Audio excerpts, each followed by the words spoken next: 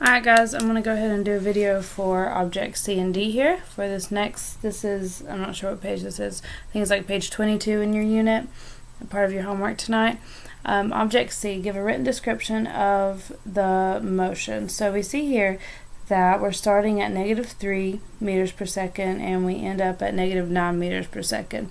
Now this is the first velocity graph that you've really seen with numbers attached to it.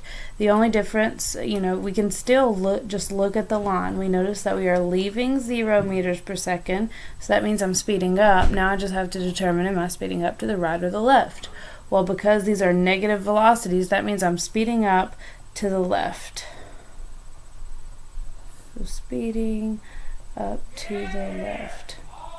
Alright, B says sketch a motion map. Be sure to include velocity and acceleration vectors. So if I'm speeding up to the left, it's going to look like the motion map we drew a second ago. My velocity vectors go to the left and get bigger, and my acceleration vectors, because I'm speeding up, have to go in the same direction.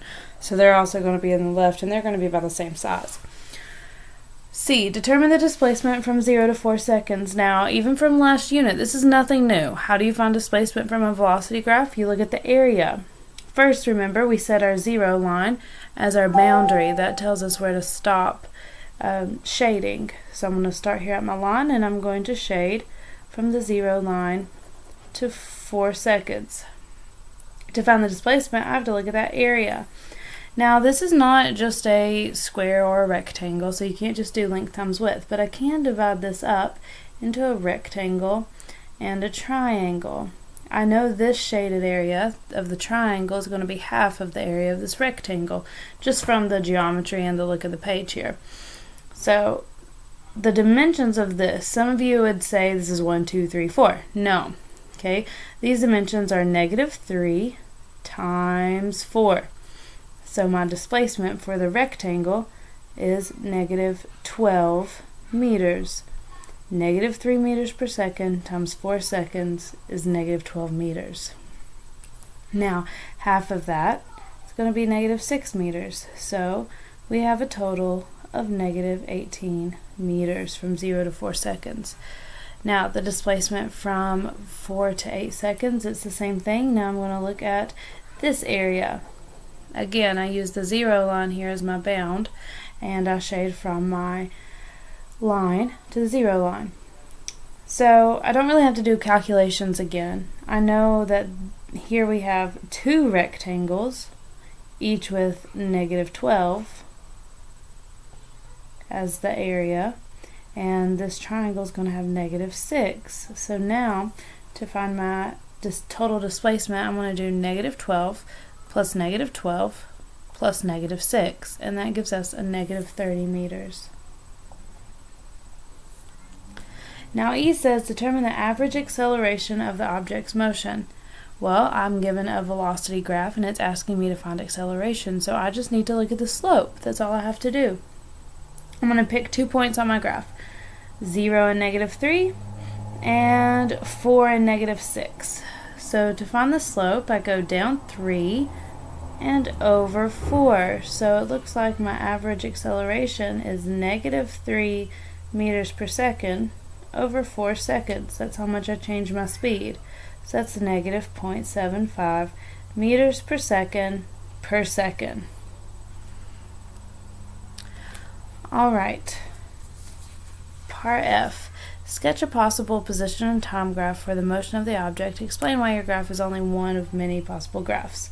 So we're speeding up to the left, so I can draw that here, and I really don't know my starting point. That's why I could draw it any way I want to, basically, as long as it shows that we are increasing a slope or increasing a negative slope. So if this is 0, I'm speeding up to the left, I have no clue where my starting position is. So I can start anywhere on this axis, but as long as my general shape shows that I'm speeding to the left, meaning negative increasing slope, then it's a correct, or it is a possible position and time graph.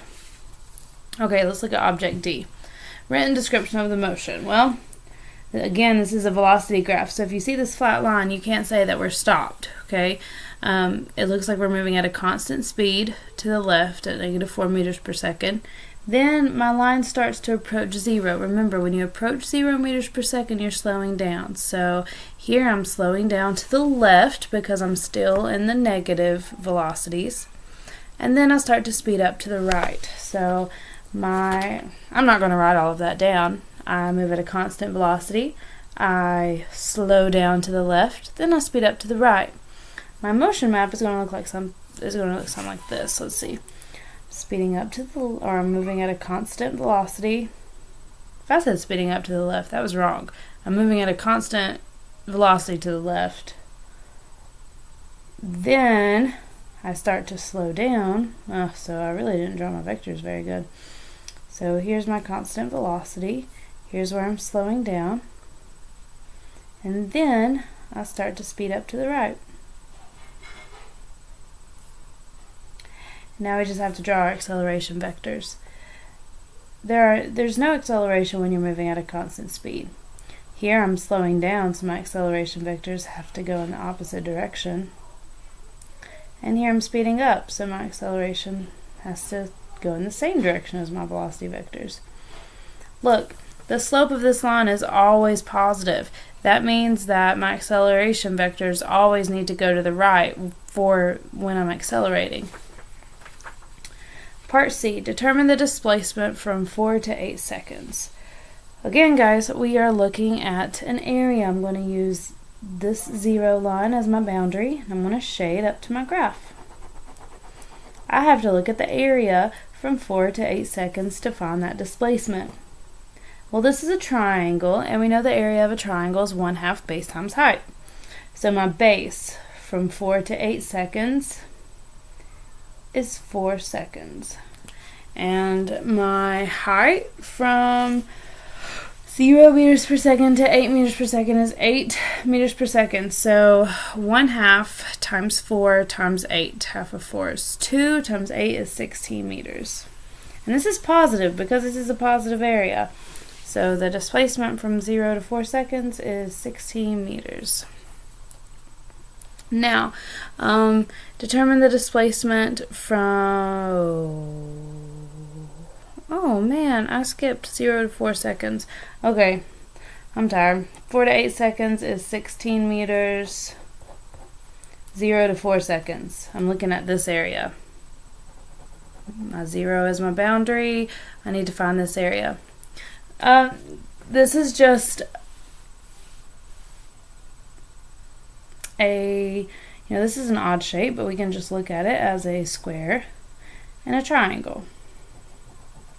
Okay, now I know this triangle is going to be half of whatever the area of the square is. So I have -4 times 2, that is -8.